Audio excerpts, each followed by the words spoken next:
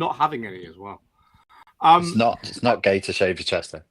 It's not. It's the definition. Is it gay? Okay. Is it gay to shave your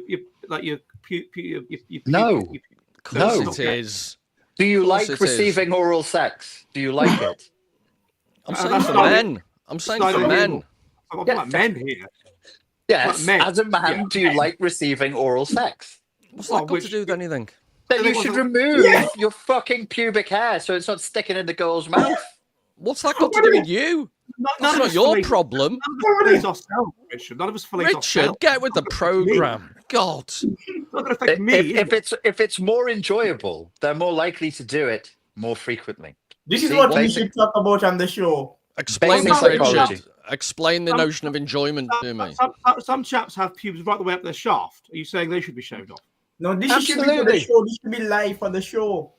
We can They start can be used to help aiming during urination. Oh, I sent an email to Liverpool University and I got a response. And the person said, well, we're not doing anything now, but tell me about yourself. We're talking about pubic hair shaving. We really. Oh God, we are actually live. Like we have actually started. So I should start. It's not gay to remove your pubic hair. Okay, no, I don't know how that happened. Right, sorry, I didn't know this was on live yet. Right, okay, hello, and welcome to this edition of the Heretic. We are, of course, an online public house. I hope people have had an interesting and insightful and intelligent and thoughtful week. And cheers, everybody. So yes, so cheers, everybody. Cheers, Richard. Cheers, Lipton. Cheers, Ralph Shipman, or otherwise known as Paul. Hurligan, Curligan, Capis, Saludo, Prost, Turby Sexy, Slanger, and Slanjavar, Dobry Vecha, and Chin Chin, and Paul. Yaki da, scrub your nan, l'chaim. And all that, and cheers, Salu, and welcome. Hello, Charlie Pepper. How you doing? We don't. Oh God, are you saying it's in both on the screen? Oh, this is fucking ridiculous. All I want is for it to go back to how it used to be. Not going to happen, Ed. Not going to happen. I'm getting rid of the landscape now so that everything can be tiny. There you go. That's better. So I can barely see people's facial expressions. I mean, this is just... Right, anyway, look, cheers, everybody, and welcome to the Jolly Heretic. We are, of course, online public house, which is on Mondays at 7 p.m. UK time, 2 p.m. New York, which discuss based science, research of all kinds, which is increasingly expunged from our woke joke universities, and also increasingly psychology. And today, a bit later today, children's TV programs and the TISM and how they relate to adults and They don't. and Bluey, which I don't know if you've seen Bluey, Lipton. No, I only like South Park. Ed, can I just point out, Richard emailed me and said, watch your Bluey. So I've watched Debbie Does Dallas 5 times over the weekend. And then I find out it's some stupid kids program. I was watching in. By the way, she's in the studio, but she'll come in later.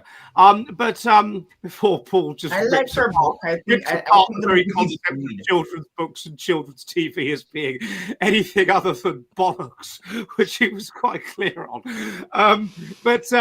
Anyway, even I sent Paul Bod. You know, remember Bod? Yeah.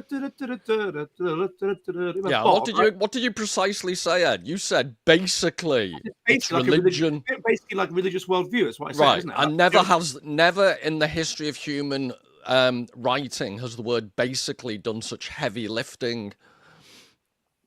I disagree with that. But we'll be moving on to that in the second half. Right. Anyway, yes, so basically, we'll move on. Welcome. 2 streams, 1 viewer. What is this? What is this? It better be. Someone was saying.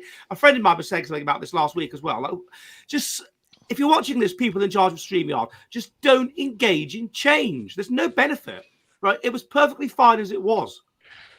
We don't need. Yeah, but this. you didn't, Ed. You didn't get annoyed every week at the way it was. So this is much more entertaining.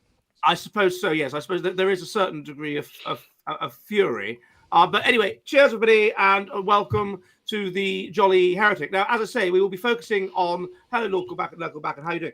We will be focusing on children's literature and children's TV programs and Camberwick Green. Someone's saying exactly Camberwick Green. It's still portrait. It's not on. Yes, it's 44 on YouTube because you're watching on Richard's channel for a start, and also because everybody watches on Twitter these days. Twitter is where it is. Twitter is where the cool kids are. Twitter's the cool kids. Racist. And the fucking extremist lunatics are. Yeah, that's it. All the smart people are. Richard, I don't think any of us four get to call anyone a lunatic. That's fair enough. Fair point, well made. I do because I'm so stable and reasonable. Yeah. And again, Aeon's talk about Trumpson, says Matt James 6847. Well, perhaps not today. But anyway, yeah. So Charles, and welcome to Heretic. So what we're going to talk about? So yeah, but I was quite interested in the fact that our Pakistani Home Secretary has decided that if you apply for asylum, you will be stripped of your jewellery. Even I, in my baseness, that didn't occur to me. Giving them money, yep, fair enough. But the idea of taking away their engagement ring. Why? Because they're asylum seekers and they shouldn't have jewelry? What is this? To pay for themselves. The idea is it's a way of making them kind of pay for their own. Basically, it's a kind of incentive. I guess they could be an incentive structure. If you come here and you apply for asylum, we're going to take your jewellery, and if we give you asylum, if we think you're not bogus, then you can have your jewellery back. Will they remove the Prince Alberts with huge magnets? Yes, this is exactly the kind of thing that's a problem that no one's discussing. No. I mean, what if they've got a nipple pierced, or like a chain between their nipples, or a chain between their nipples and their nose, or all kinds of weird jewellery that idiots can have. Richard's got a Ratner's below his waist. Has he? Yeah, he's got a whole Ratner's shop worth of jewellery. Have you got a lot of jewellery, Richard? Because you were saying last week that ear piercing is definitely out. So have you got piercings elsewhere? No. He has clip-on jewellery below the waist. Absurd. You have fewer YT viewers because you refuse to adjust the settings for YT. That's what I told him, everybody. And when you're taking technical advice off me, you're in trouble. That's a fact. Yeah, we can all agree on that. It's saying it's a YT Shorts stream. I didn't tell it to be a YT Shorts stream. What are you talking about? I'm going to go into... Right, hold the fort, chaps. I'm going to go into YT and see what's going on. So, yeah, sure. Go. Hello, Richard. Hello. 66% of refugee seekers are claiming universal credit. They should go back home. 60% of who? 66% of refugee seekers. Refugees, not refugee seekers, refugees. They're claiming universal credit. Okay, but in our future-based dictatorship, we will be taking actual asylum seekers, won't we? No. We won't be taking any at all. Well, even if they can prove that they're really doesn't matter. No, because they're already in France, and I know France is a terrible place. Yeah, they're right. It's on YouTube. It's on which is only 178 watching. So most people are watching on Twitter. It is in this stupid, what do you call it, mode? This vertical mode. It is. Okay.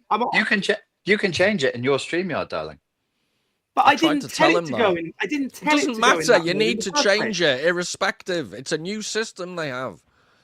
Well, what just piss me off? They're very naughty, but you must follow what they want. All right, well, I'm going to do that now. I'm doing that now. Carry on.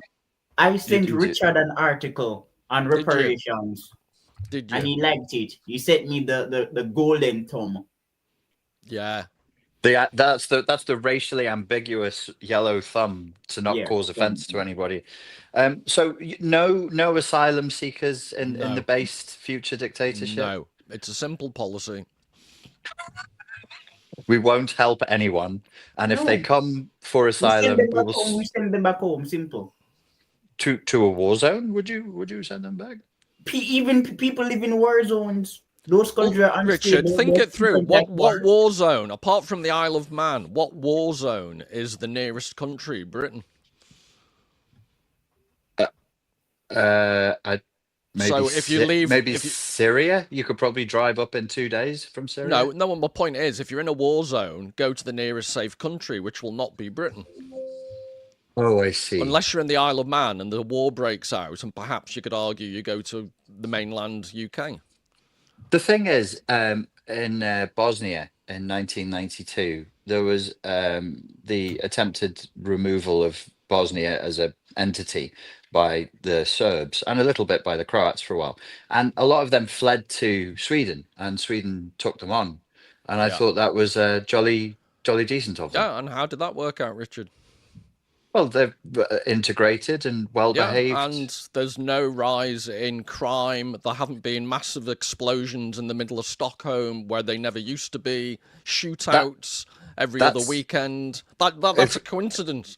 If we want to get racial, that's not mainly Bosnians that are doing that. It started off.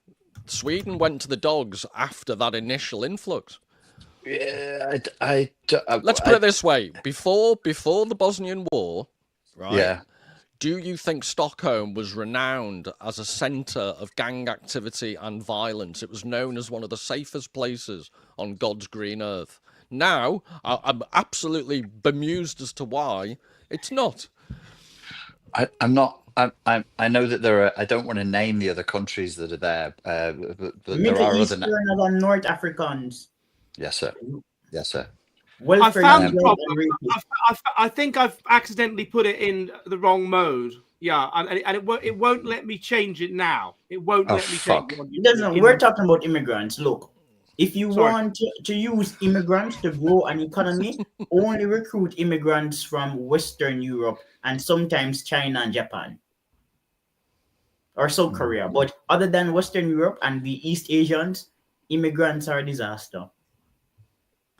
So we don't have any moral obligation to help people who are in need. Write them a check. You can write them a check if you feel like it. Yeah, what's international aid for? And I'm just bemused as to why they necessarily need to come to a country that they've... What's this issue about the first safe country you come to? What's wrong with that? But Paul, many of these people are anti... Lipton, I'm trying to make it as simple as possible. The international law was you go to the first safe country that will take you. Well, I can't think of a war zone in which the UK is the closest country. So why even have the discussion? Birmingham. The Tourette's is strong tonight. Look, everyone, shut up. I want to speak. There is. I can see. Right. First of all, I can see no reason to take any considerable degree of immigration. All that does is basically undermine the wages of native working class people. But Ed, can you get your terms clear? Richard, to be fair to Richard, which I don't like to be. Richard mentioned asylum seekers. We're not talking about immigration per se. All right. So with regard to asylum seekers, let me ask a simple question. Why do we, as English people, have any moral obligation to other people? Because we are, to play the devil's advocate, because we are British and because we are a kind and compassionate and civilized nation, and we lead the way in showing people how to do Western democracy properly. And we are wealthy, or we used to be. And so we're happy to share a small portion of that wealth to the truly needy. We used to be wealthy, but we're not wealthy anymore. Our incomes have basically massively gone down in real terms over the last 10 or 20 years. We're not wealthy. We need we no longer have the resources to just help everybody in the world. We have to look after ourselves. We have to look after our own people. We have to put living standards back up. Living standards for English people need to go back up to what they were 20 years ago. Well, can I make just a very basic suggestion? How about, it's hypothetical, obviously, but it just goes to show some of the underlying issues. What if every country with a GDP above a certain level had to take 5% of its population as either asylum seekers or immigrants? And I would suggest there would be quite a few countries, maybe in the Middle East, that would struggle to fill their quotas. So the question as to why mightn't the UK want to take asylum seekers, in my view, is predicated upon the fact we take an unfair share as it is. Well, I don't think we should. Why should we take them at all? Where is this idea that there's any kind of Right, obligation? but Ed, I don't think you get my point. If you did my hypothetical system, then other countries have to find a reason not to take them because it's shared out equally. Yeah. Okay. Now, why wouldn't they do that? I think we know. But also, if these people are in countries that are dictatorships, that are general chaos, that are war-torn, then you have to ask yourself, what is it about those countries that brings about that situation? Lipton, careful what you say. That brings about that situation. And we know what the answer is. And then you are basically bringing that situation into your own country. So that seems to me to be an extremely, at the very best, a very cruel thing to do to your own people, to bring in people from a country that is, for whatever reason, unable to work properly, or which has a political class which murders its opponents or whatever. That doesn't say anything particularly good about that country, but yet you're bringing in people from that country. That seems to me to be a terrible idea. I think that non-Western countries should be more principled in the matter, because many of them want to divest from the West. If you want to divest from England, let's say you want to become a republic, why do you want aid from the UK? It's like people in Jamaica or black people in the UK who want the British government to deploy more resources to Jamaica. Jamaicans say that they want to become a republic. If you want to become a republic, why do you want aid from the UK? Yeah, because you want both. You want power and resources. So the fact that you're not a republic, that makes you feel resentful and disempowered. So you want to be a republic, but also, of course, you want people to give you money because everyone likes being given money. It's just a fundamentally selfish and ungrateful attitude, based around grievance. You know, Lipton, I was watching this documentary the other day about Jamaica, and it was talking about how, what was that place in Jamaica that in 1692 or something, there was this whole city. Port Royal. Port Royal, right, exactly. And it's about all of the beautiful architecture that's in Jamaica, all of the infrastructure that's in Jamaica. The British are to blame for that, are to blame in a good way. And there was some quite reasonable Jamaicans that Michael Portillo was talking to in this documentary called Empire. And they were saying, yeah, there were the things they shouldn't have done. I mean, they shouldn't have done slave plantations and whatever, and that was bad.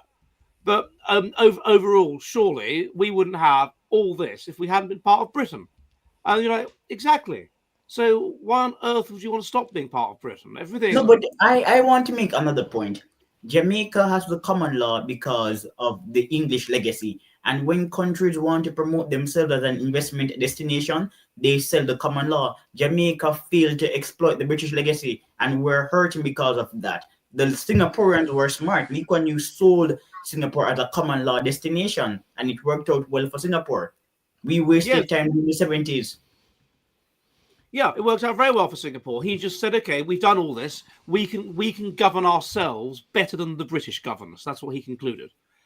And sorry to interrupt, Dad, but I was asked a question in the comments that if I lived in medieval times, what job would I want? And it would be the horse's saddle of whoever was the equivalent of Sydney Sweeney in medieval times.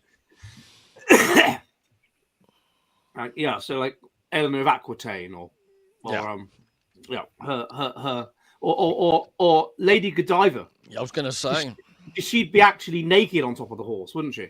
Yeah. And in those days, but then she shouldn't have a saddle. No, she wouldn't even have a saddle. No, so I wouldn't be the saddle, you silly bugger. No, I think she had a saddle. I think she'd have had a saddle. She didn't. She's bareback on all the pictures I'm told about. Think how uncomfortable it would be to ride through the street on a horse naked without a saddle. They were tough in those days. That'd be awful. Yeah, but the vaginal chafage of the she would have developed a very tough quim. Yeah, she would. I wonder if that's the case. If Lady Godiva was coughing. It's called Rider's Quim. Is that what it's known as? Rider's Quim. And it's kind of like a calloused. Callous labia. It is true to say, though, drastically trying to drag this back to some type of polite discussion. Ladies who ride horses do tend to have quite large, widened posteriors. It does seem to have some effect in the long term. No, I think it's the other way around, and I think Ed's the man to do the research on this. It's. I think that women who ride horses are probably going to be higher in whatever hormonal cocktail women have that makes them more sexual. Would it be higher estrogen, higher testosterone, something like exactly. So they're going to have wider hips. They're going to have wider. Hips are actually getting narrower. I mean, there's good studies on this. But hips, because in the old days, if you didn't have wide hips, you died in childbirth. So we're going to clarify. You were denying any linkage between wide bases and Widdicombe-sized bases and horse riding. I don't think that riding a horse makes your hips wider. Not your hips, just your backside, your posterior. Shouldn't make it wider. Should make it tight. Make it tighter. So I'll ask a rhetorical question. How many lady horse riders have you seen with very petite 16-year-old boy type posteriors? I would suggest 0. Well, yeah, you're right, but that's because I don't really look much into horse riding, and I don't Lipton, you're our resident expert on Anne Widdicombe-size bases. What is the answer to our problem? I don't. No comment. He's distracted. I mentioned the beloved Anne's name. They're self-selecting. They love the power of a masculine, muscular creature that they can control and ride. They're already predispossessed to this, and therefore they've probably got higher testosterone or estrogen or whatever it is, and therefore they have wider hips. I'm pretending to be. Let me look up Peter Frost. You're obsessed about the hips. I'm suggesting the hips could be perfectly normal and standard size, but there is base growthage around those normal size hips. That's the exercise. That's the squeezing and the mounting. Yeah, and the pressing down and the manipulating. And can we change the topic quickly?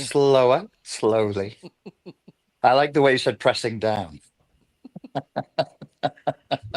But yes, that would create a lot of posterior chain. It's equine basal palpitation is what I'm basically talking about, I believe. Yes, absolutely. I was born in the year of the horse, ladies, just so you know. Go on, Ed.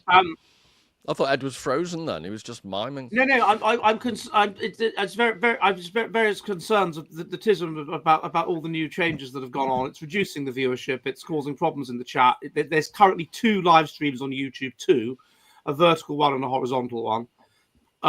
I said both because I thought maybe some idiots watch this on their mobile phone rather than on a laptop, as they should.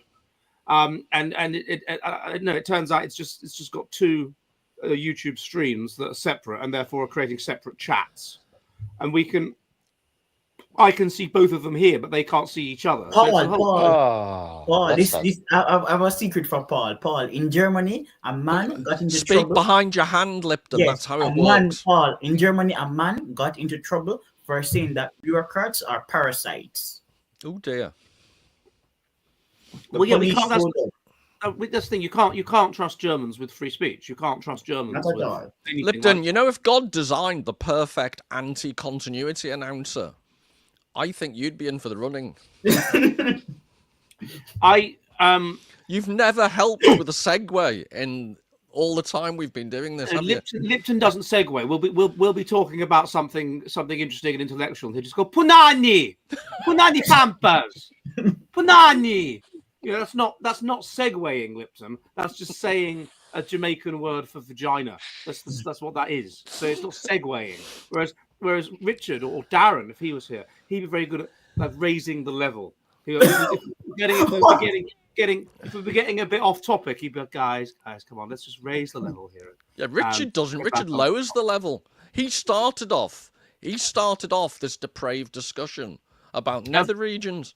Well, I do. Yeah, I know that there was some research I was looking into on this, and that about basically 100% of Gen Z girls groom, and I think it might have been 40% shave it off completely.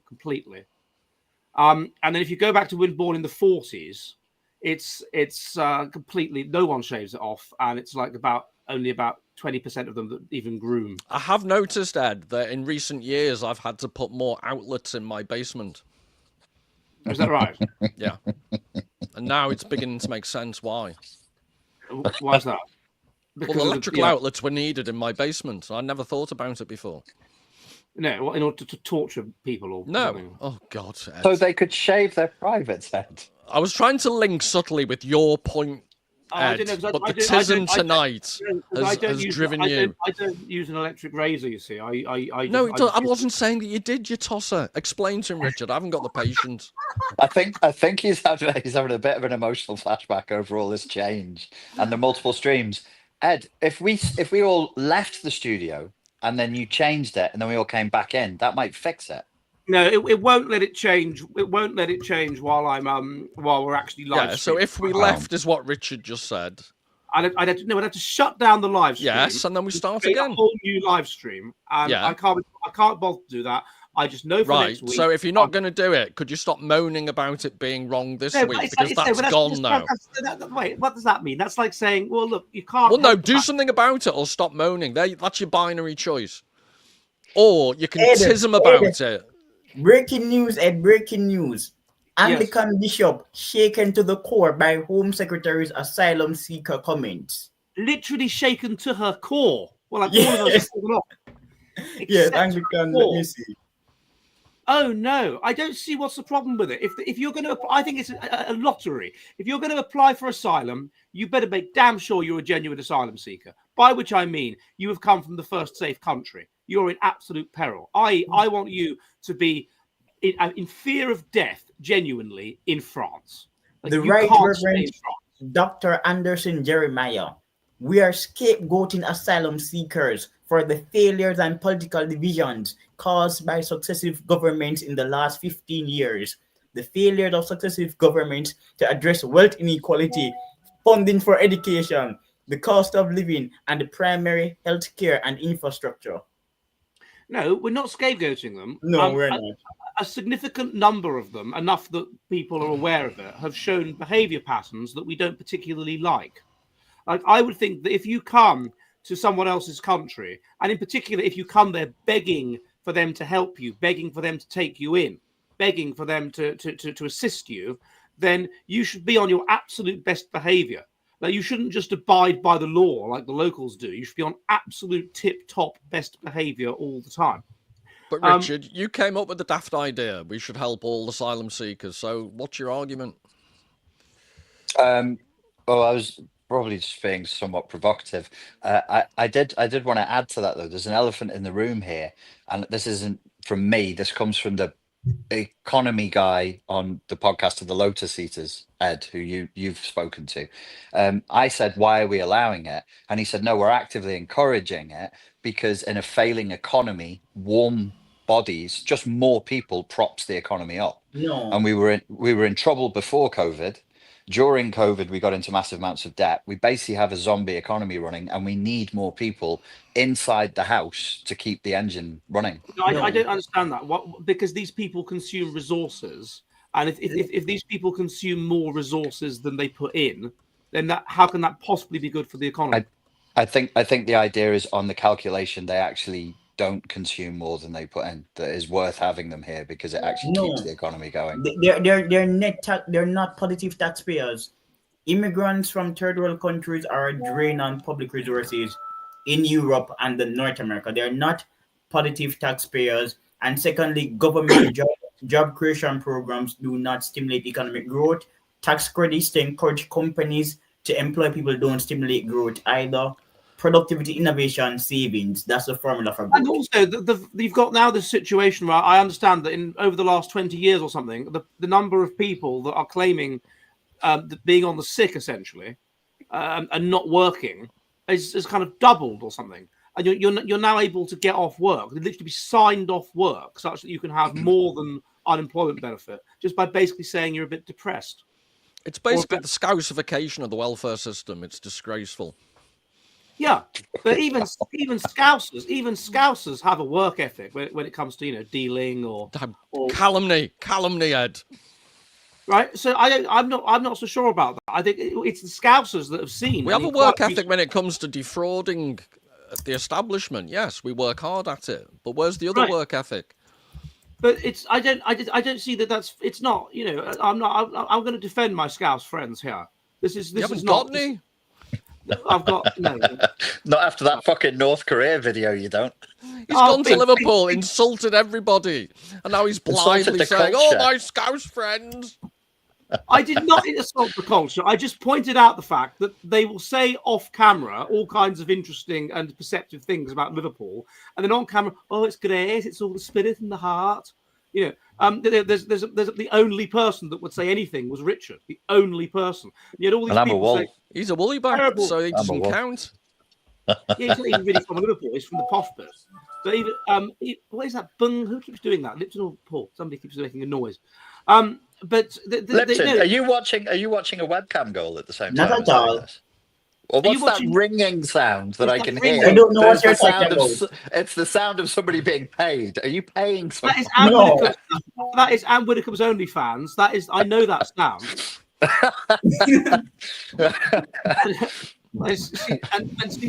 You've just given her another 50, haven't you? That's why he's got the blanket on. He's having a sly one. Exactly, absolutely. And if you're going to do things like that, then make sure you shave. So you don't buy into this thing of just shoving humans into the machine just to keep an economy I don't know how that upright. can work. It's a society that is based around consumption. It's basically to use a horrible cliche, it's the 1929 Wall Street crash on steroids. You know, the simplistic and probably wrong explanation for the Wall Street crash is you have overproduction, and for whatever reason, whatever psychological reason it is, we don't really understand it. People lose confidence and they stop buying things, and there's too many things, and then the whole economy collapses. And we have to keep people consuming, because if they don't keep consuming, then the straw, the house of straw that is the economy, where all these people's jobs are increasingly decadent jobs that are nothing to do with the production of food. And we've farmed out the production of food to the third world and whatever. So just all of these non-jobs will go, and then nobody will have a job, and then there'll be a massive period of reorganization where a lot of people just can't obtain money, can't obtain resources. Ed, even if that was all true, which I dispute, there is the issue of you're just delaying the inevitable because you're taking in people who are going to be a liability in the long term. It's a Ponzi scheme that has to keep increasing. I think that's the policy. I think it's been the policy for a long time. Just kick the can down the road. Let the next administration deal with the problem, because we're not dealing with it. Just keep kicking it down the road. But the eventually, you lose confidence in. If you lose confidence in the government, you have fiat currency, and all that guarantees that basically money as debt. Is that the punto? And yes, you have fiat currency, money as debt, and that money and its ability to do anything is underpinned by confidence in the government and confidence in the system, and the ability for people to keep consuming. And once that stops, once that confidence stops, and we are gradually losing that confidence. I mean, even all of the contempt towards the government that so many people have, the lack of trust that so many people have is beyond anything in my lifetime. Then you lose confidence in the banks. And then once you lose confidence in the banks, then you're in serious trouble because people start calling in the debts. And obviously there's more money sloshing about because it's fiat currency, it's debt. It's not attached to anything meaningful. There's more money sloshing about than there is things that underpin that guarantee money, i.e. gold. So you're in this situation where money as debt eventually means the debts can be called in, like they were in Iceland. When the entire economy collapsed because the ice save collapsed, and then everybody lost everything. They couldn't really. What could they do? They couldn't. The banks just had to take the fact that these houses with their mortgages were written off, just had to, as a hit, because the whole of Iceland, the whole Icelandic economy collapsed. But that's only 350,000 people, and so and that's what almost happened. That's what should have happened, and should have been allowed to happen in 2008. Subprime mortgages. I agree. Giving mortgages to people that can't pay the mortgages back. You've taken your risk, you've defaulted, and the result they can't pay them back. Obviously not. Whatever thing it is in human nature, I don't know. Just a shift in whether you're positive or negative. There could be. There's evidence that in the run up to depression starting, people wear clothes that are darker and things that imply a more negative mood. There's oscillation. I mean, it would have been incredible though if it had happened. It would have been way worse although we'd have been richer and had more resources to be able to sustain ourselves than in 1929, the collapse would have been on a completely different scale. So, but if we'd taken our medicine in 2008, we would have something closer to a real economy than we do now. Everything is zombified. We're in pure techno socialism now since 2008 because we were too scared, too cowardly to just bite the bullet. We should have taken our medicine. Right, and then we would have had probably a war, and that would have made us based, and yes. that would have and that. Yes, Yeah. Unironically, yes, it would have been dreadful. It would have been painful. There would have been war. We would have become more based. Based being based in reality, we would have been closer to reality. And I think something weird there's some psychological link in the collective consciousness between where we're up to in the economy. The fact that our economy is fake is making people mentally sicker, I'm sure. Not in a direct way. I think the context that we live inside is so artificial. We just feel it. We know it's a bubble. We know it's fake. We might not be able to consciously think that, verbalize it, but you feel it on some level. And that's why the world looks the way it does now, because the economy is bullshit. But why do you think we feel that more now than we did in the 80s or whatever, when it was equally fake? It's been fake since the First World War. I think it's like a sickness, isn't it? You have your since the First World War, we dropped the gold standard in the 1970s. No, we dropped the gold standard. The Americans dropped the gold standard in the 70s. We dropped the gold standard in the 20s. Oh, I didn't know that. Oh shit. Anyway. Well, it would be the same thing, the rise of consumerism, which is again, you're drifting further and further away from real reality and deeper into fantasy, somebody else's dream, a prescribed dream that's given to you. Ideology at its fullest. Wasn't it Bretton Woods where the gold standard was dropped? I understood that Nixon dropped the gold standard in America. Nixon undermined the whole thing in the 70s. But in England, it was a lot earlier that we did it. But anyway, yeah, there is a fakeness to it, and I think Richard's right. It makes it worse. People that have any understanding of this system know that we're just waiting for a point where this is debt. This is just debt on top of debt on top of debt. So the value of currency is undermined, and eventually, and we need to go. You shouldn't be in a situation, and you were in a situation 20 years ago, where you go into a supermarket in England and think, "Shall I have roast beef on Sunday?" Oh, that's a bit pricey, right? That didn't happen. You just go and get your roast beef. You get your beef. There was no question of it's a bit expensive beef these days, right? I take the view that if you go into a shop and think, "I'll have a bit of steak tonight," and you think to yourself, "Oh, it's a bit pricey," which I do, then that is a problem. That is something's wrong with the Western economy. That I go into Lidl, the cheapest supermarket in the town I live in, and think I'm not going to pay the best part of 10 quid for a small, or 10 euros for a small piece of uncooked steak. I should be paying 10 quid for steak and chips in my pub. And yet what you find is that Wetherspoons, that likes to keep its prices low, has stopped serving steak. Now, you can't get steak at Wetherspoons because they can't keep it at a low price. They can't. So they've just stopped it. They've just removed it from the menu. And I think that's when you're in serious trouble. Like when I was a kid, we had fillet steak every Saturday night, mate. And I don't think you'd do that now. So why is it so expensive? Somebody tell me. Somebody in the chat tell me. It's like we're getting sicker and sicker, but we've chosen to do it slowly. So instead of just ripping the Band-Aid off, we've said, we'll do it so slowly that hopefully it won't hurt too much. I think it's cowardice. It's a kind of moral cowardice, a general moral cowardice that just says, do it as slowly as you can instead of just fucking getting on with it. And then just dealing with the trauma and dealing with the reality and moving on. We're stuck. Everything feels stuck. Everything feels constipated. It's like we're a species trapped in amber. Yes, I don't like that metaphor as much. I much prefer the constipated one. Yeah, we need economic psyllium husk equivalent. Mm. Yeah, we need economic. What's a good thing for constipation? Psyllium husk. I love the way you're keeping up, Ed. No, I've never heard of these things. These are things from like the 60s or 70s. God, I've never heard no, of it's any one of the most current things that you take if you're bunged up. Psyllium Well, I husk. wouldn't know, because I'm very regular. So am I. Well, then how would you know then? Because I give it to my dogs to keep them regular. Oh, well, what's wrong with them? Don't they have enough fibre? Well, dogs don't generally, because they eat pure meat, you tosser. No, they You could don't. try They it. meat and all the guts and all All the kibble and stuff doesn't have a lot of fibre in it. All right. I had a golden retriever that would eat carrots and apple. He was a very, very good boy, but generally speaking, they won't fucking do it, will they? They won't eat Haribo Star Mix. Dogs. Nor should they. Nor should a human be giving that to them, you naughty fellow.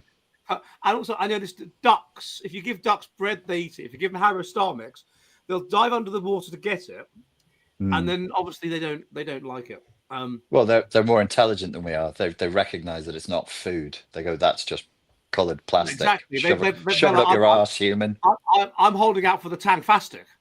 That's what they're holding out for, the Tangfastic. They're like, I would. That's worth it. That's worth if holding out for. Star Mix, he's probably going to get some Tangfastic or Fantasy Mix. Why did you have a golden retriever, Richard? They're the digestive biscuit of the dog world. It wasn't mine. I had the privilege of living with him because of my Bosnian ex-girlfriend from Sweden. All right. Is that the bird I met? No, that was a Slovakian girl from Prague. I love the way that none of your girlfriends are from places but they're not from those places. It's a very interesting dynamic. Yeah, it was worth analysing. My Japanese girlfriend from Batar. Okay, we're about halfway through. So those of you new, hello. Welcome to the Jolly Heretic. We're an online public house. We meet on Mondays at 7 p.m. UK time, 2 p.m. New York, in which we discuss based science and psychology and just whatever we get onto really these days. Just whatever stuff just comes out. If you are new, would you please subscribe? Would you subscribe here on the Jolly Heretic on YouTube, on whatever YouTube sub channel you're watching this on, because it's got balls up tonight. But could you subscribe? And you could subscribe on my Substack. That's jollyheretic.com, where I put all the most based science, in-person interviews, my blog, my vlog, my films I make, including one with Poe, who we're going to meet in a minute. A very good film, which I was watching last night. One of the favourite film, I think, of all the films I've made, on Saffron Walden. And where, if you like what I do, you can support me with the cost of a pint of beer a month. Next to me, we have Mr. Richard Grannon, the narcissism coach, and you may be watching this on his channel. So please subscribe over there on Richard Grannon, the Richard Grannon channel, and also on the Richard Grannon philosophy channel. That's the Richard Grannon philosophy channel and the Richard Grannon narcissism coaching channel. Then we have below Mr. Lipton Matthews, and please subscribe to Lipton's channel. That's Lipton Matthews. And then finally, we have Ralph Shipman, who is otherwise known as Rolf. You keep saying Ralph. Sorry, Rolf Shipman, otherwise known as Dr. Paul Taylor. and he has a channel called Readers of the Lost Art, where he has a sort of a wry, grumpy, misanthropic look at the world of art and literature and that sort of thing, and which definitely will not make you depressed. Now, so please subscribe there. So for the sort of Jerry Adams of the world of communication science, we have a resident poet here at the Jolly Heretic, Mr. Quinn, who has written the following poem for today. But the thing is that it doesn't quite kind of work. But anyway, it doesn't matter. Tonight we will welcome Lepo, who brings us a tale of woe, indoctrination across the whole nation. How low can the media go? Now, that's because of what I said it was going to be about, which was indoctrination via kids' programs. But that Why doesn't didn't mean that work? Sorry? Why didn't that work? Because Poe's not subject to these things. But she's just the guest. And we're going to bring her on now, which is Poe the person. So hello, Poe. Hello. What have you got me in for, Ed? This is... I've been listening this whole time, and your whole panel is completely mad. No, well, you obviously only been listening to Paul. You should have listened to all of us, and then you would have got sort of insightful points. Now, Poe, eating fantastics and that kind of thing. That kind of thing, yeah, like intelligent stuff, perceptive stuff. I'm stuck in portrait. How do I get to landscape? Oh! I checked on YouTube, and it looks like landscape is definitely winning. but Portrait is like it's a serious contender for a number of viewers. They're still battling it out. There's people in both chats. It's very active. I assume that it's like Whizzer and Chips. Yeah. I assume that they don't people watching it on their phone want to watch it in Portrait or some bollocks like that. I don't know. But there's nothing. There's nothing in the title to indicate which they're watching, so they'll just pick one, and they'll have no idea that the other one exists. But they've stuck with it. That's the thing, is that they've gone into the Portrait one, and they've just like, oh, okay, I guess it's in Portrait now. You know, like that meme of the guy with the factory. He's like, I guess we're doing Portrait now. Yes, I suppose so. Yes, they found a community, and once they found that community, they're part of it. So we're in this together, lads. As I said, Whizzer and Chips. I don't know whether you were a Whizzer or a Chips. Well, you're probably too young to remember, but Mr. Poe will remember. And you were either Whizzer or you were Chips, and there was this kind of rivalry. Anyway, we're going to talk about children's programs, and we're going to talk about children's TV. Apropos Poe's book, and Poe has written a book of happy tears, a book, why Bluey ruined a generation of parents, or something, whatever, traumatized a generation of parents. You just let me say it. You don't have to try. I've got it right. How Bluey emotionally devastated a generation of parents. Buy it now. Available at Amazon and nowhere else. For some reason, though, she calls herself GC Card, even though her nom de guerre is Poe the person. But anyway, my first book was a romance novel, which is very embarrassing.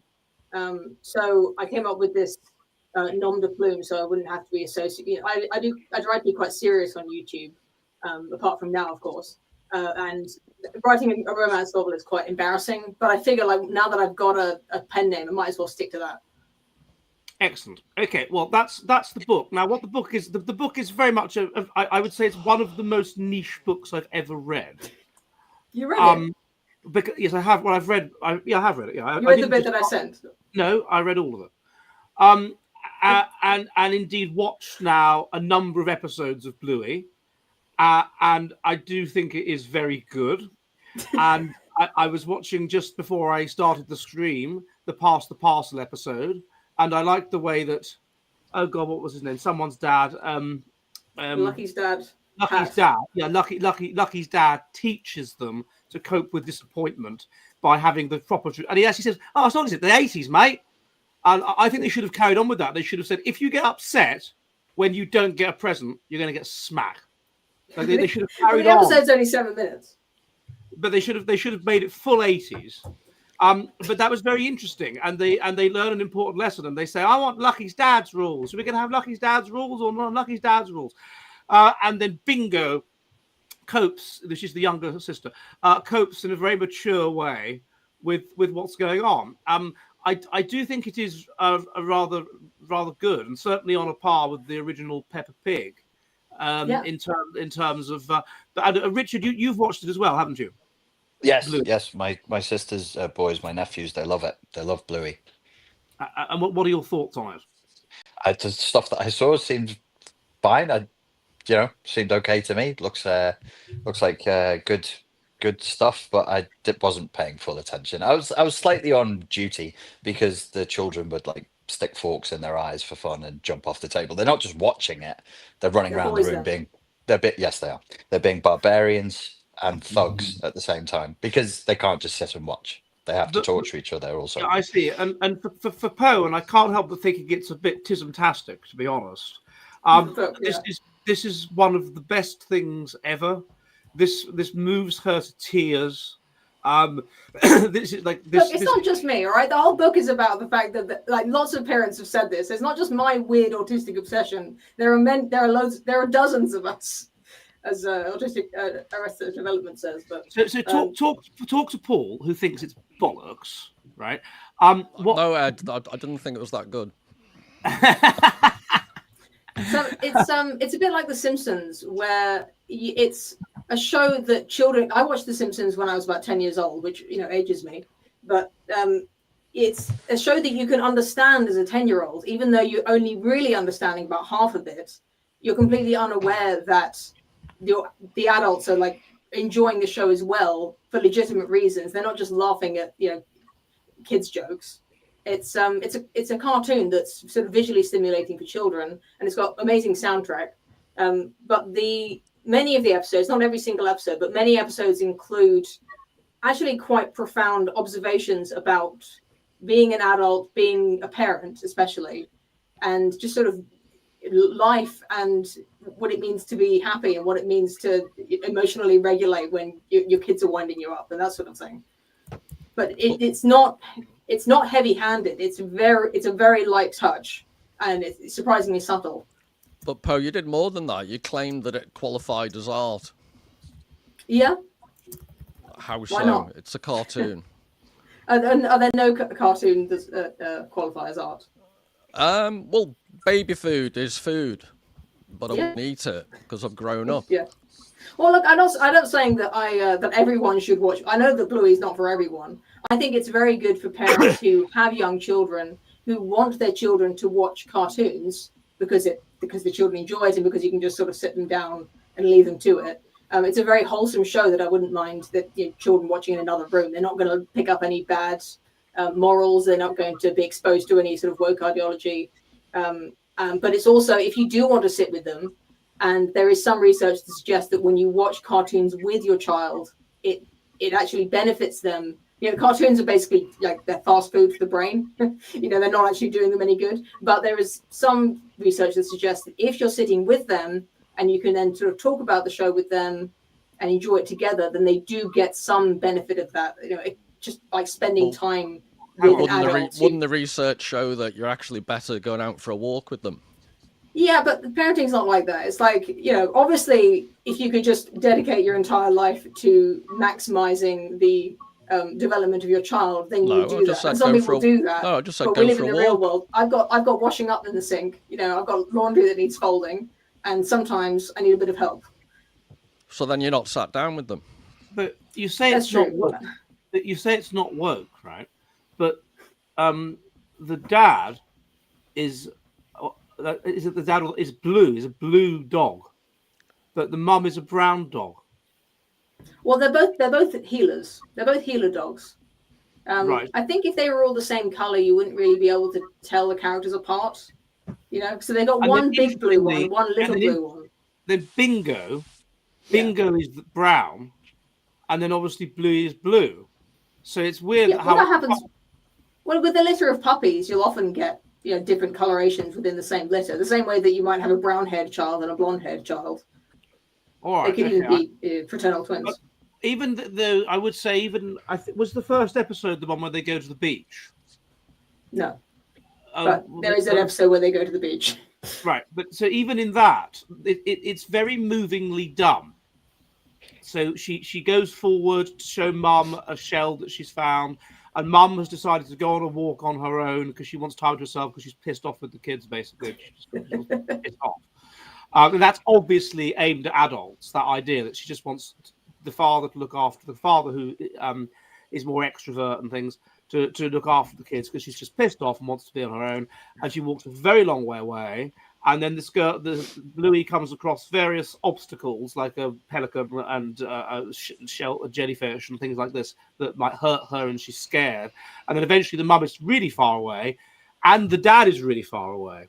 And then suddenly she's really scared.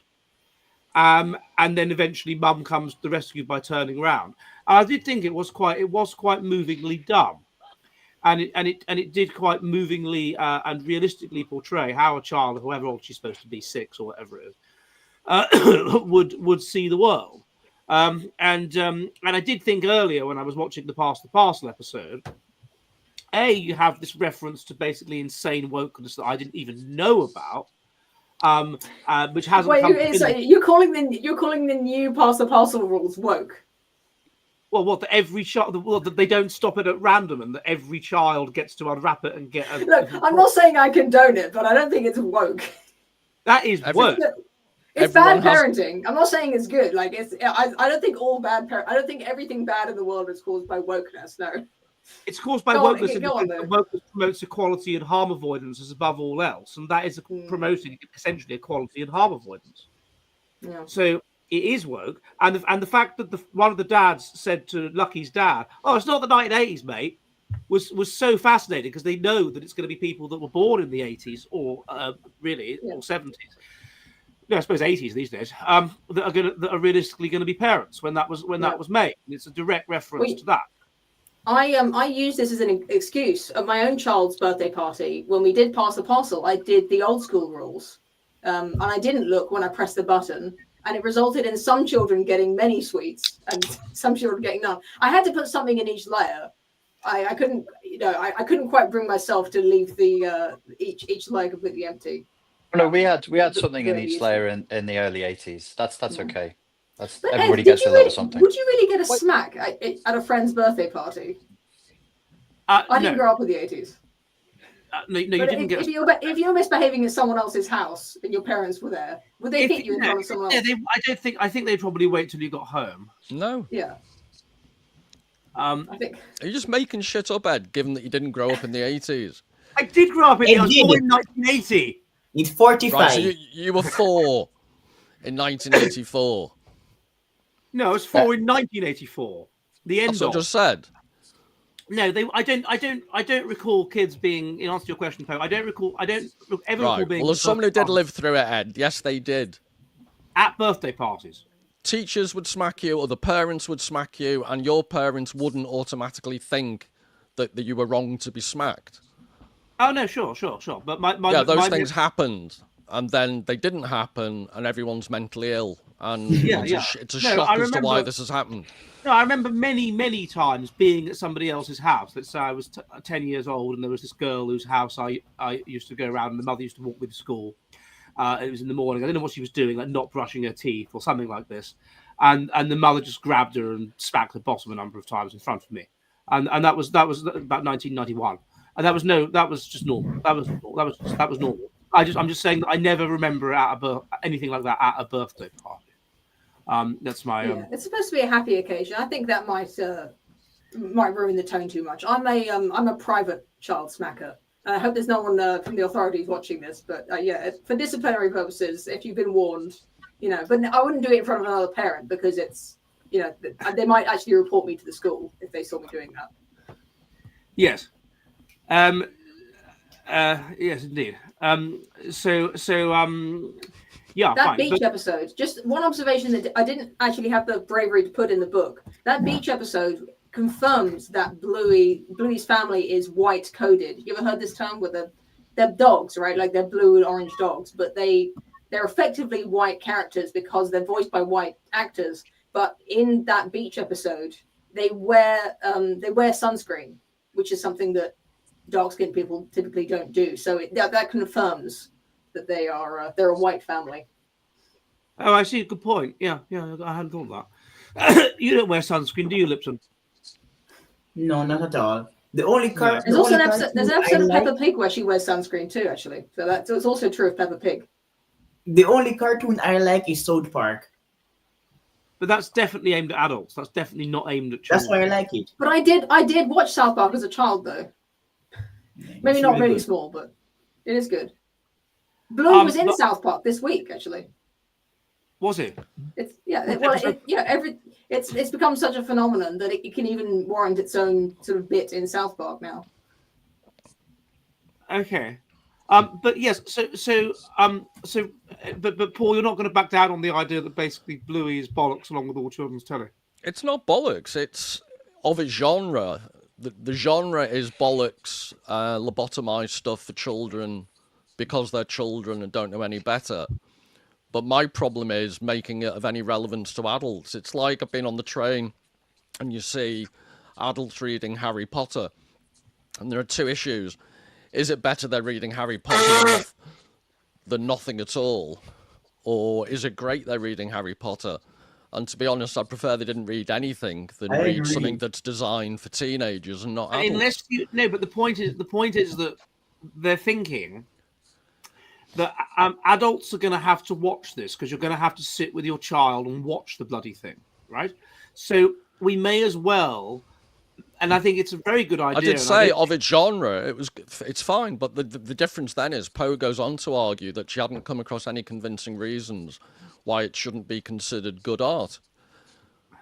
But what about the soundtrack, for example? Like the soundtrack that's been written for Bluey, would that be? Is that music? Is that art? If it just in isolation? It's pop music or whatever, but it's not Rachmaninoff, is it? Well, yeah, not all. It depends it depends what we're going to call art. But for example, one of the you didn't make many distinctions in the book. You didn't make any substantive arguments. But one of the few ones you did was to say you used the example of checkers versus chess. And correct me if I'm wrong. You said people play checkers sometimes just because they want to look clever. But if chess. No, yeah, sorry. They play chess just because they want to look clever. But if checkers is what gets your blood going, you should indulge in that. Which is, I'd question that because you're not going to keep playing chess for long if you just want to look clever because you'll get your ass kicked all the time. But anyway, it still doesn't answer the question, is there a qualitative difference between the difficulty of chess and checkers? Chess is exponentially more difficult, and that's not a subjective opinion. You can mathematically prove it. So there are standards and there are levels of difficulty, and a child's cartoon is not of the level of difficulty of more challenging art, which is fine, but I'm not the one making the false equivalence to say that we should all consider cartoons high art. No, I don't think that the point about chess was not that we should all love checkers if that's what we want to consume. It was that it's just making the point that people like to pretend to themselves and also to others that they consume higher forms of entertainment than what they truly enjoy. So they'll, if I read a romance novel and I read Dostoevsky last week and you said, "Oh, Poe, what did you read?" I'm not going to tell you that I read the romance novel because it makes me look silly. I'd rather tell you about Dostoevsky because that. But Poe, the two separate issues. Your motivation for doing something and the quality of what you're consuming are two separate things. Well, that's. So I'm just you telling might you the want point. to. I was not making the point that you said that I was making in the book. But then if you did indulge what you're saying, if you said let's all play checkers because I enjoy it more, that's fine. If you're a society based upon enjoyment and substandard entertainment. Yeah. Well, if everyone went and played chess, there would be consequences to that. The population, on average, would become more intelligent, and it's deeper activity. I'm not trying to be prescriptive at all. You can play you chess. You actually did because you said people should indulge what they wanted to do, and that's what we have as a society. That's actually not what I said. I was just saying that if you like checkers, then you might pretend you don't. No, you actually said that was the only point about checkers. I'll apologise if I'm wrong. If you actually find the actual quote, you said you should basically indulge it if you like checkers. It was prescriptive. I like the way that my light-hearted children's TV conversation turns into real. Paul, back to your Paul. Oh, he's reading. Yeah, sorry. Is that for back me? to your example about the romance novel and the Russian writer. I don't want to mispronounce his name. I have a lisp. But when I was in Jamaica, I would go to the movies frequently to watch cartoons.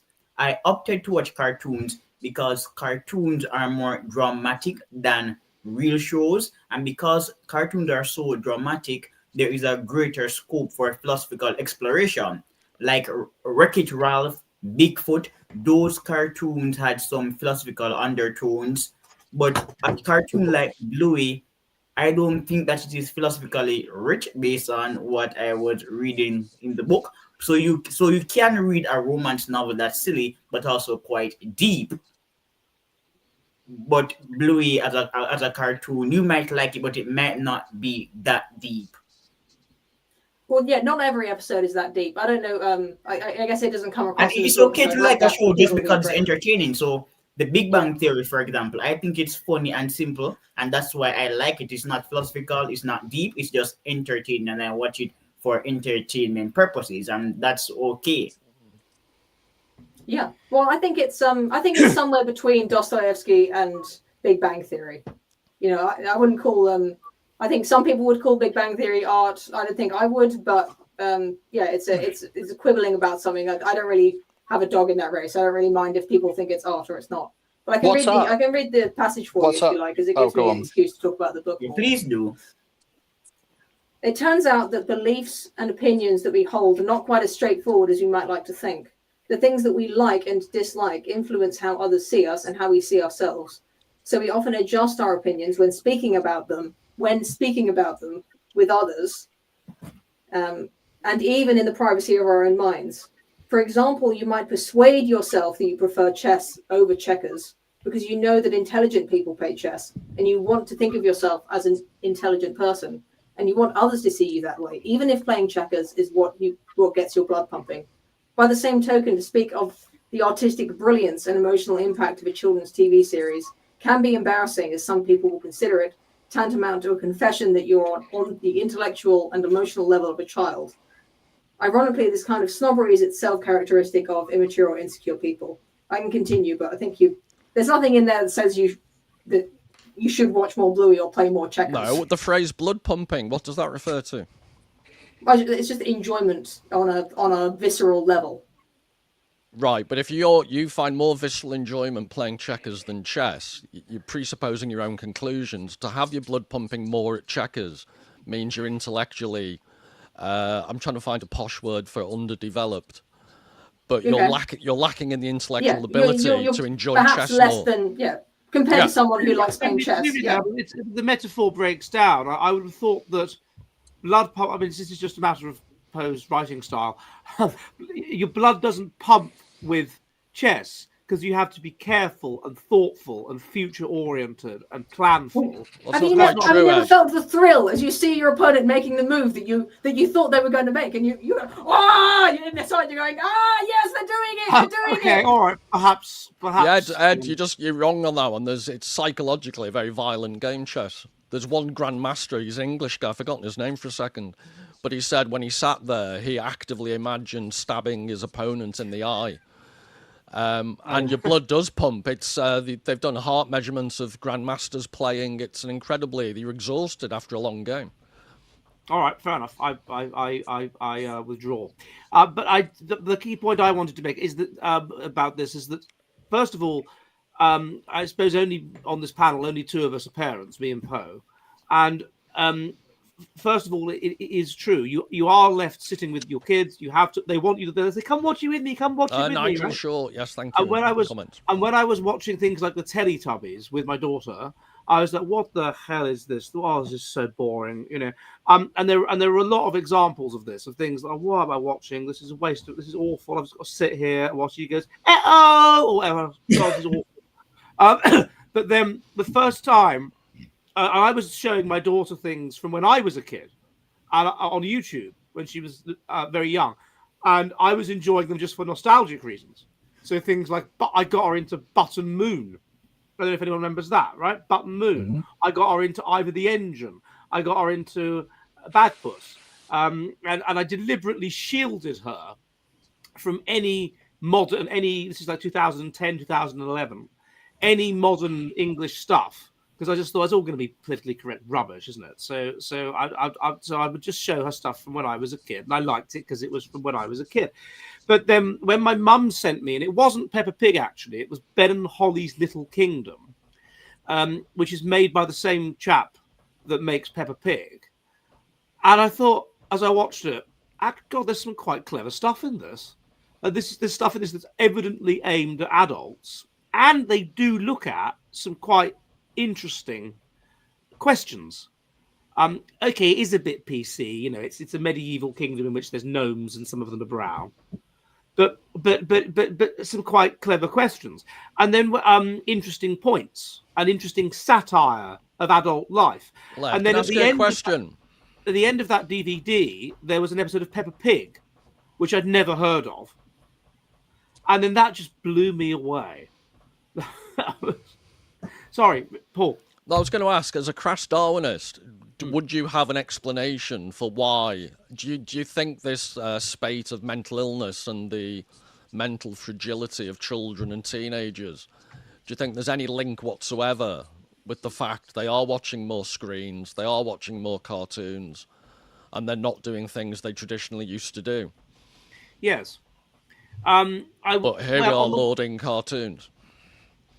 Well, on the one hand, I suppose, if they're playing computer games, but they are doing it online with an actual friend, not a random person in China, but an actual friend who they then meet up with and in real life, right? then I can see that's good, and that helps them to develop social skills and cooperation and whatever. And a lot of what childhood should involve is practicing for the things you need to do as an adult. So you develop social skills. Where's the risk factor? Yeah, you work out how to have friendships. Risk factor. The risk factor. That's a good point, and that's why I think it needs to only be an element of it, and there need to be other things like, well, to be fair, and that's with boys though, isn't it? What games do girls play that involve serious risk, even in the old days, even in the 80s? God, even hopscotch, you can sprain an ankle. All right, no, fair enough. We used to play we just used to play in the road because that was a convenient open space. So, just playing in the road in general, I guess, is somewhat risky, even though that's not part of the game exactly. Yeah, or playing in the motorway or whatever. So that there has to be that. I do feel that actually, Poe, since I learned to drive, which is only it was on the 15th of November 2021 that I got my driving license. And Paul's going to make a joke in a minute about how I sucked off my driving. I didn't, and also he can't drive. But I've never filleted a driving instructor, Ed. There is a link there.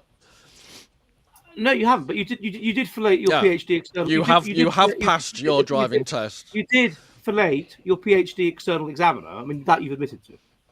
So I mean, that is one of the reasons why the Viva Voce was 3 hours long, because it took him ages to get his rocks off. But the point is that I forgot what it was. You're getting your driving license. No, yeah, it is a risk when you drive. Yeah.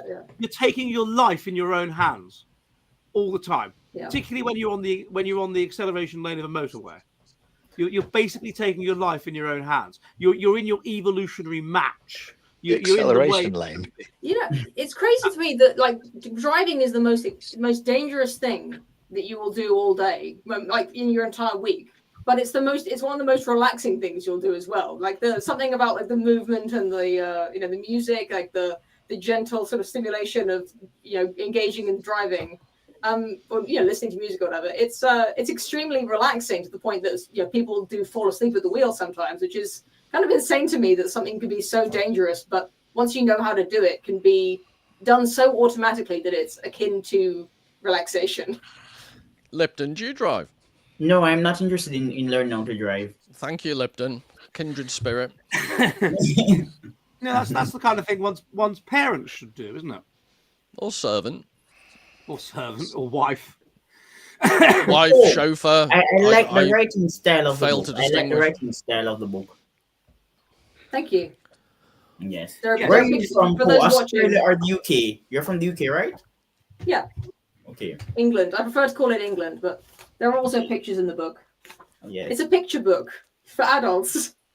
God forbid, Poe, that I'd be accused of being pedantic, but your reference for 1 Corinthians is wrong. Is it? Yeah, there's only 13. There's only 13 verses in Corinthians, 1 Corinthians, and you've put 16. Does book covers like this one look of my book. Maybe it was supposed to say 1,6. 13. I think you're right. It's verse 13:11. You put 16. 13:11. Well, thank you for that. That's the thing of self-publishing a book on Amazon KDP that you can just correct it and it's done. You literally can. There'll be early editions that have the Corinthians 16 mistake in it. Thank you for that. That's very helpful. They'll be worth more in the future.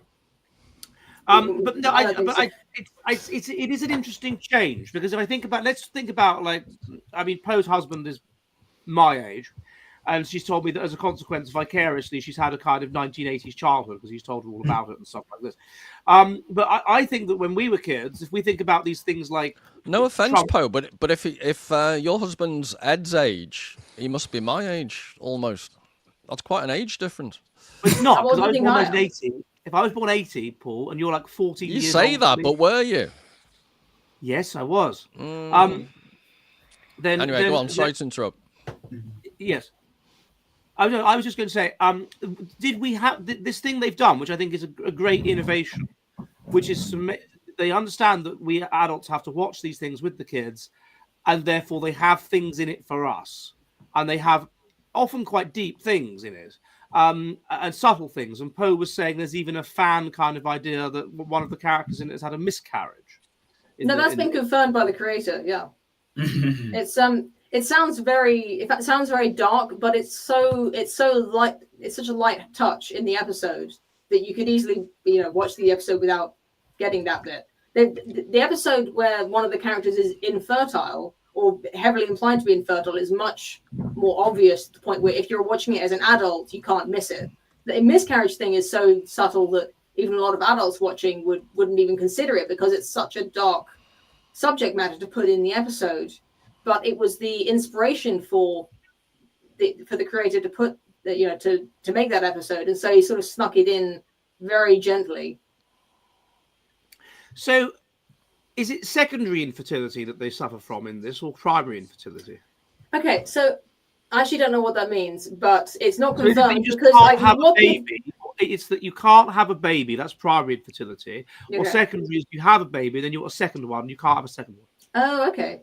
No, so the character who's infertile is the children, Louis and Bingo's aunt, and it's only implied that she wants to have a baby but can't. So it's not confirmed whether it's because she's single.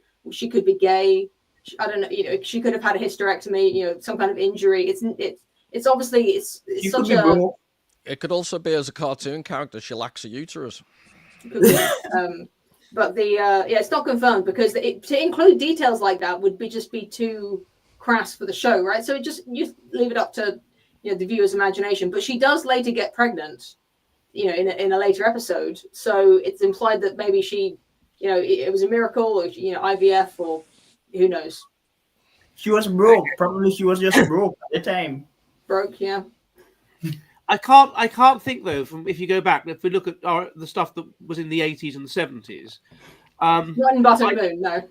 No, not in Mr. Ben. I don't think there was any reference to anything particularly profound in Mr. Ben, other than the fact that he was clearly on drugs, or anything. There was nothing like that. There was nothing. There was surreal things, which perhaps are of interest to adults. I suppose maybe it was rhubarb and custard. Do you remember that, chaps? Yeah. I think that was that's genuinely funny if you watch it as an adult, as I have done. It's just genuinely witty. There's stuff in it that a child would get. He was as calm as a cucumber. Like just random insane stuff like that. And it was very popular when my dad was at art school, and presumably taking a lot of drugs. They would watch Rhubarb and Custard. And so Rhubarb and Custard has a level on which it's kind of appealing to adults. And there's a few rare things like that. And I think that's good because it unites child and adult and whatever. But even now, if I watch Trumpton or Camberwick Green, I can't see many levels on which it is trying to appeal to adults. I think that's the great thing about Peppa Pig and Ben and Holly's Little Kingdom and Bluey, that they do that.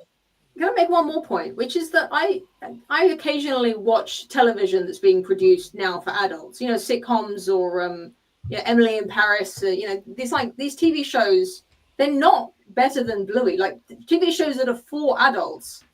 Maybe this is just my opinion. I agree. In terms of the quality of the storytelling, the quality of the artistic presentation, like most television for adults is just not as good as taken as an adult purely, even if you don't have kids, I'd say Bluey is superior to a lot of things you can watch on television, storage hunters or, porn stuff. Well, I don't want to sound facetious, but if you've got crap adult TV and you're comparing it to crap child's TV, but they're on TV at the same time.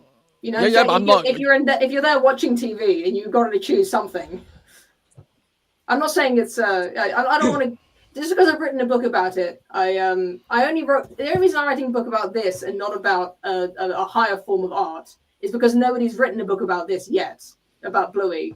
So it seemed like there was a niche to fill, and people have made podcasts and YouTube videos about it, but it felt like there was a gap in the market for a book. Yes. It's like the gap Ed spotted for kimonos. Yeah, okay. But Paul, have you never seen Mysterious Cities of Gold? No. Richard, have you seen Mysterious Cities of Gold? Yes, I watched it in French when I was living in Portugal because I'm fancy. And it's quite deep, isn't it? I mean, it's quite a deep, Was, complex, yes, Ed. It interesting. was very deep. It was moving. What is it, Ed? Are you just going to tease us? Well, no, it's really interesting. So it's it I've got begins that in the much, but what is it? 1532, and this boy called Esteban, who's about 10, goes to the Americas from Spain, and then he meets on the boat. There's an Inca girl that they've brought back to Spain, and then they get shipwrecked, and they meet this like local whatever it is, I don't know, Aztec, I don't know whatever it is, called Tao, and then they go and meet the various amazing people, the Omacs and the Incas and the Aztecs and whatever, in search for the mysterious city of gold. And with What various age group? Spanish. What age group? I would say. Well, I first watched it in '85, so I was 5, and then they repeated it in '89, and I think it was made in like '82 or something. I would say it was aimed at sort of 8-9-year-old kids.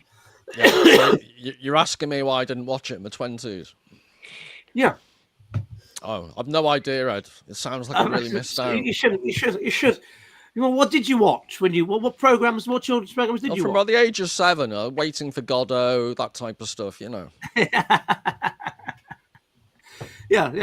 that was Samuel for Beckett. laughs. Yeah, that's if I was in a humorous mood. Mainly for the laughs. Yeah. Or Crap's Last Take. Can I get an erection? That's the only line I know from that. From where? From Waiting for Godot. We'll hang ourselves. You might get an erection.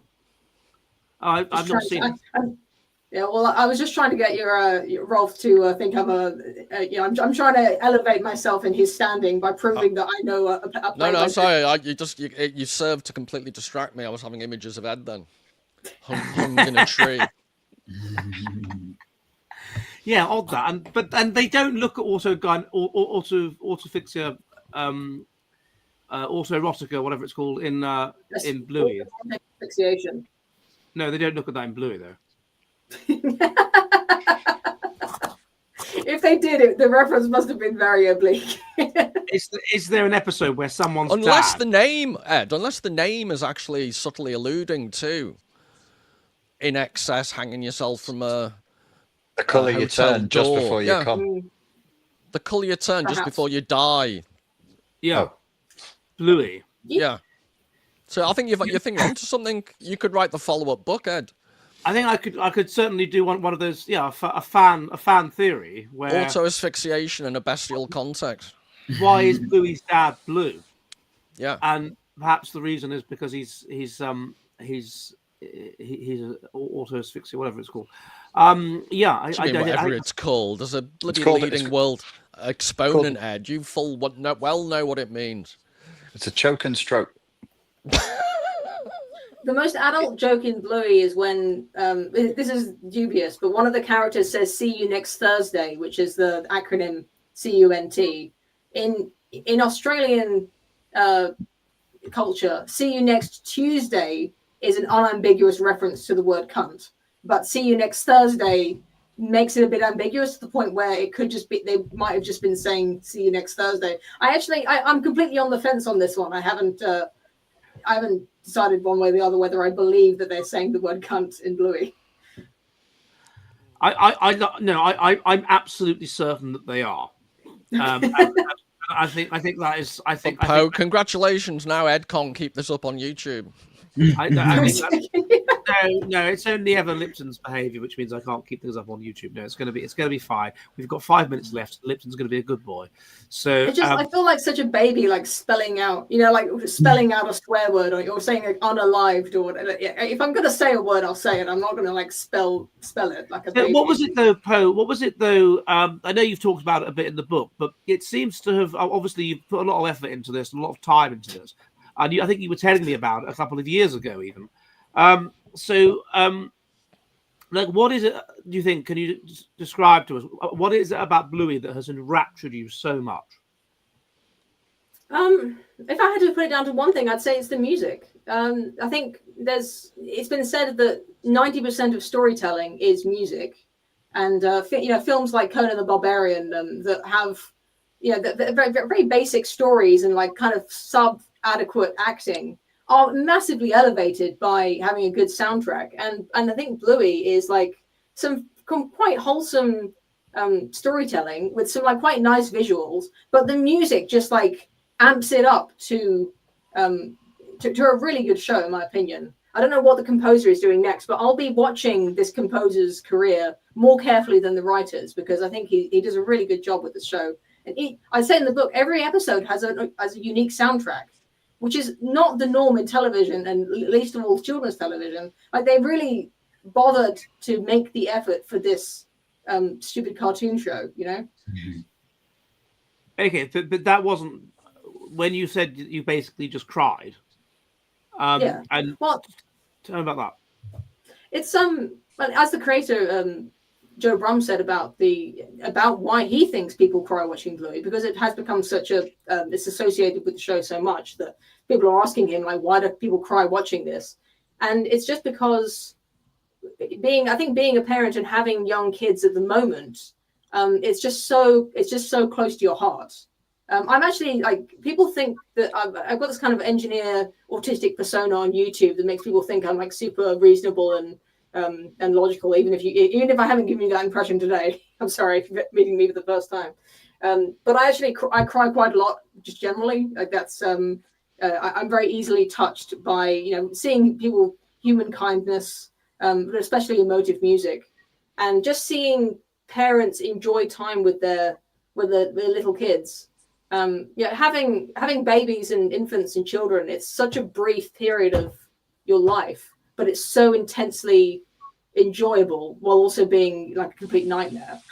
But the points where you get like like yesterday, like building a little wooden treehouse diorama with my 6-year-old on the bathroom floor, it's just like I think it must be the parts of the human experience that are essential for evolutionary survival. They have the biggest impact emotionally. The obvious example being, sex is, one of the most enjoyable things that most people experience. But completely unrelated to sex. Afterwards. Yeah, well, people do, right? But having children is even more than like sex. Like creating a bond with your child and raising them and seeing them grow up to one day pass on your genes to the next generation and into the future. There's a reason why that's an incredibly emotionally impactful experience to go through. And I think especially as a mother, it's just really touching to see children growing up and learning things, and to see their parents like actually enjoy being with them. Whereas most time on television, like, parents are just like rolling their eyes and just trying to get through it, you know? I found it very sad watching the Pass the Parcel episode. That I thought that, my son's 13, my daughter's going to be 17 soon. In fact, my son's going to be 14 soon. That's never going to happen again. Unless I have a dad. No more Pass the Parcel. Until you're a granddad. Ed, I have cried thinking that you've passed on your genes. I think, I thought you were going to say that you cried watching Pass the Parcel because those kids weren't getting a good smack. No, that did not make me cry. I don't think you should smack a kid, certainly not at a birthday party. As a crass Darwinist, to be serious for a second, could you do a study on the end of corporal punishment and the rise? I have done that. I've done exactly that study. And what's it saying? It says that what we did a meta-analysis. Where is it? And what we, I can't remember it now, but it's here somewhere. And we found that if you control for genetics, then corporal punishment has positive outcomes. So basically, what they say is corporal punishment causes mental illness, but it does that because people that are mentally ill are more likely to lash out and smack and hit their kids, right? So if you control for the mental illness, so if you only look at mentally healthy people, then there are positive outcomes, as long as the smacking is done not in anger and basically sort of ritualistically, so it's separate from normal life, and it's not like overly severe. And as long as those controls are in case, it has positive outcomes, which is exactly what you'd expect because it's been done for the whole of human history, so it's bound to be adaptive. And you find that among fundamentalist Christians who are very strong on smacking, then if they don't get smacked, it leads to negative outcomes. Which is presumably because they're like basically genetically normal people in evolutionary terms. And so they go right crazy if this does not happen among fundamentalist Christians. There's also some studies on African Americans that I guess I can't really go into. No, don't, please. I won't. But so if you impose, obviously a mentally ill crazy person is going to hit their kids, but they're going to have a chance mentally ill and crazy. But that's nothing to do with the child being hit. That's just they're just genetically mentally ill and crazy. So you have to remove them from the study and just look at mentally stable people, and then you find that it seems to have overall positive outcomes. I did the only meta-analysis on this that was genetically informed that's ever been done, and it was published in Medical Hypotheses. So yeah, that paper that you're talking about, was it the paper that you co-authored with Guy Madison? Yes. Yeah, can you make it? I saw it a few years ago, but it's no longer free online, like a free PDF online. I got a copy of it, Lipton and Spankers Weekly.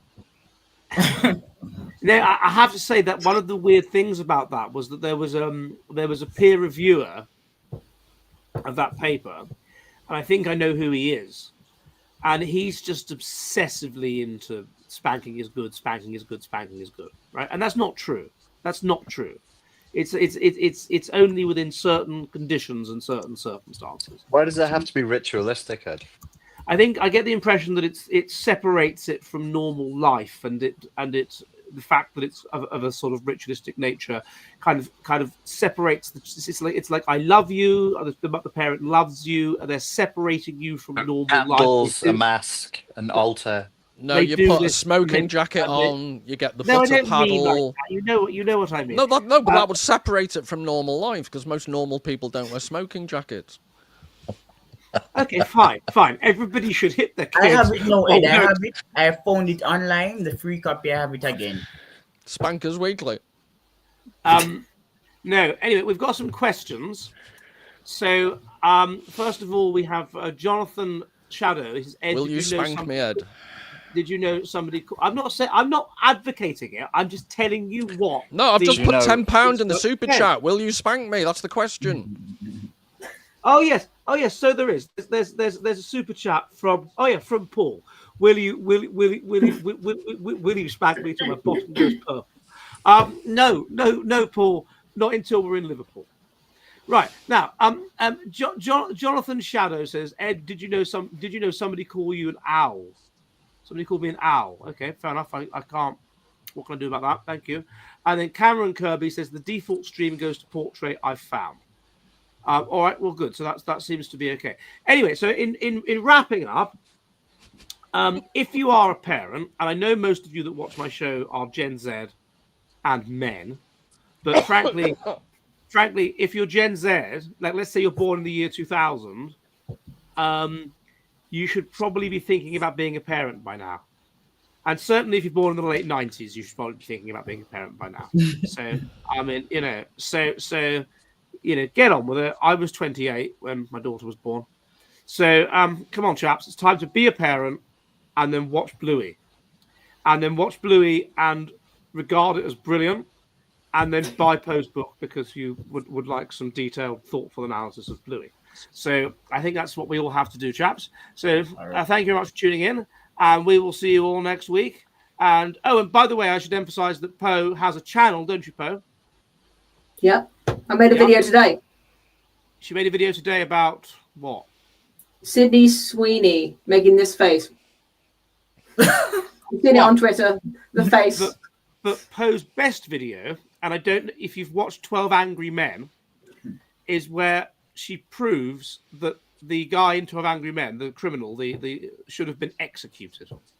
And she proves this statistically.